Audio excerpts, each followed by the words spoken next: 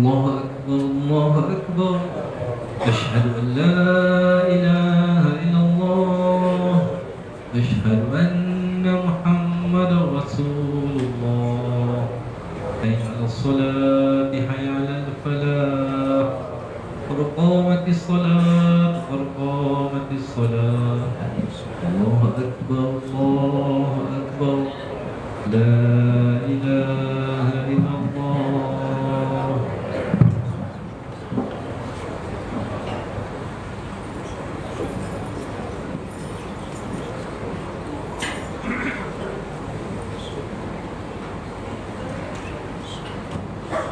Sawak tadi dipenuhkan sawab, dapatkan sawab dan luluskan sawab. Sawab syukurkum rahmatullah.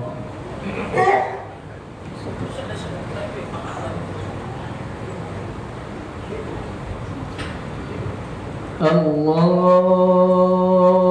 Akbar.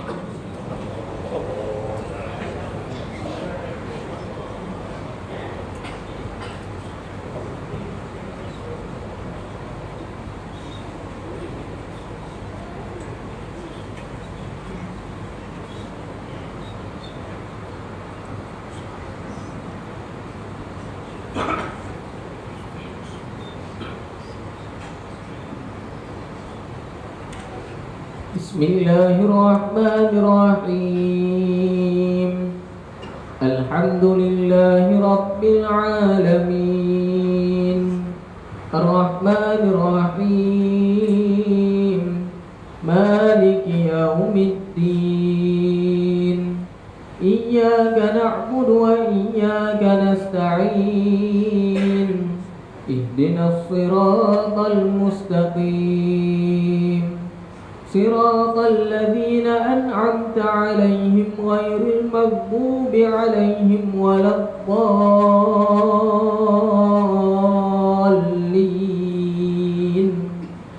آمين.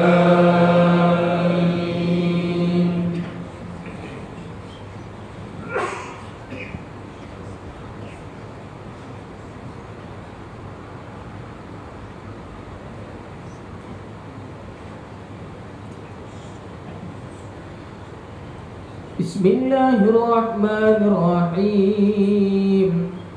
Alam tara kaifa fa'ala rabbuka bi ashabil fil. Alam yaj'al kaydahum fi tadlil. Wa arsala 'alayhim tayran ababil. Tarmihim bihijaratin min sijil. فجعلهم كعصف مأكول. الله أكبر.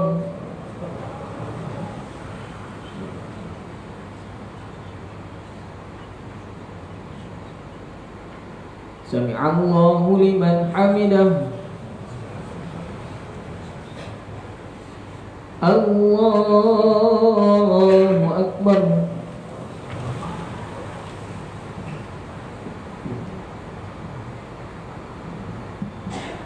Allahu Akbar.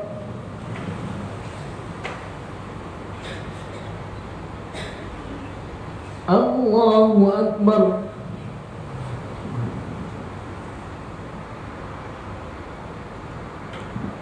Allahu Akbar.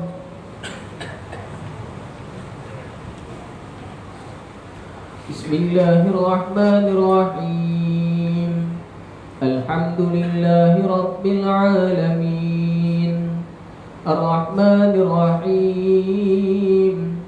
Maliki Yawmiddin. Iyyaka na'budu wa iyyaka nasta'in. Ihdinas siratal mustaqim. صراط الذين أنعمت عليهم غير المغضوب عليهم ولا الضالين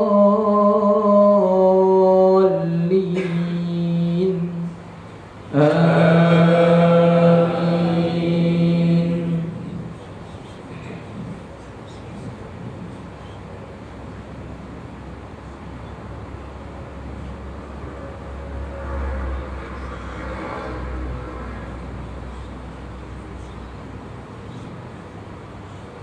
بسم الله الرحمن الرحيم لإيلاف قريش إيلافهم رحلة الشتاء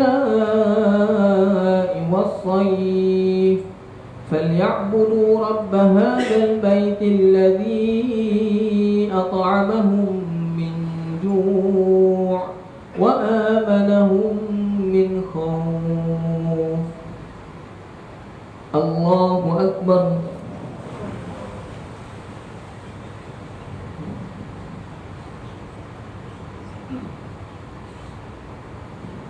سمع الله لمن حمده.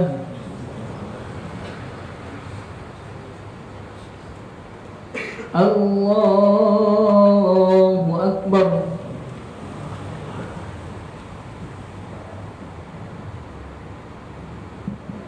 الله أكبر.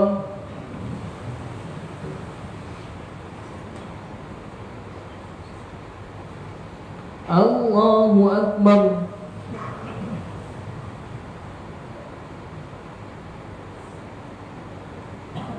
الله أكبر.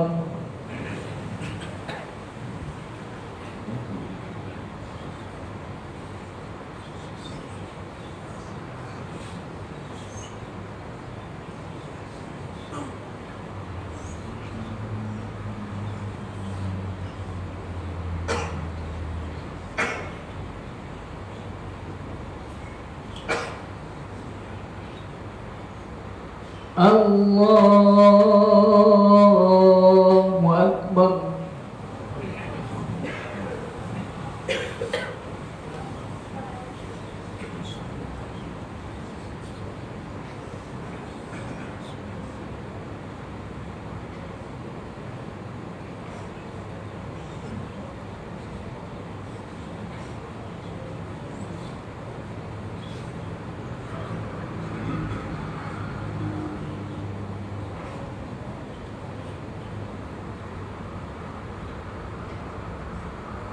الله أكبر.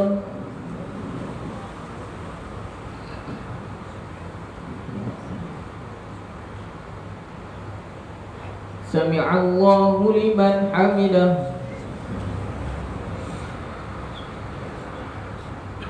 الله أكبر.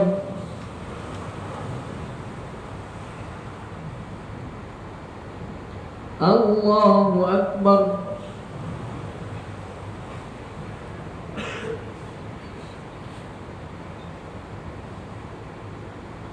الله أكبر.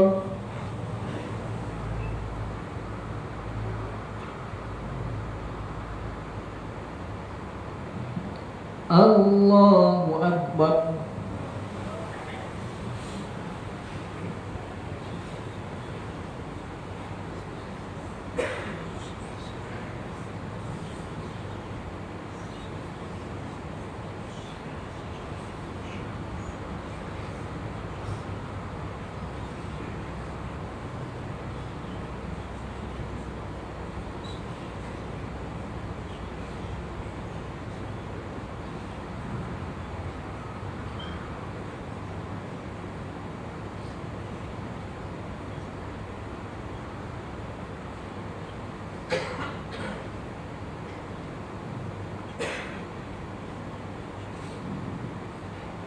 السلام عليكم ورحمة الله.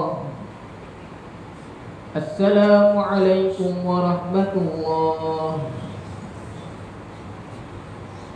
الحمد لله الذي لم يتخذ ولدا ولم يكن له شريك في الملك ولم يكن له ولي من الذل وكبره تكبيرا. أستغفر الله العظيم الذي لا إله إلا هو الحي القيوم وأتوب إليه. أستغفر الله العظيم الذي لا إله إلا هو الحي القيوم وأتوب إليه. أستغفر الله العظيم الذي لا إله إلا هو الحي القيوم وأتوب إليه.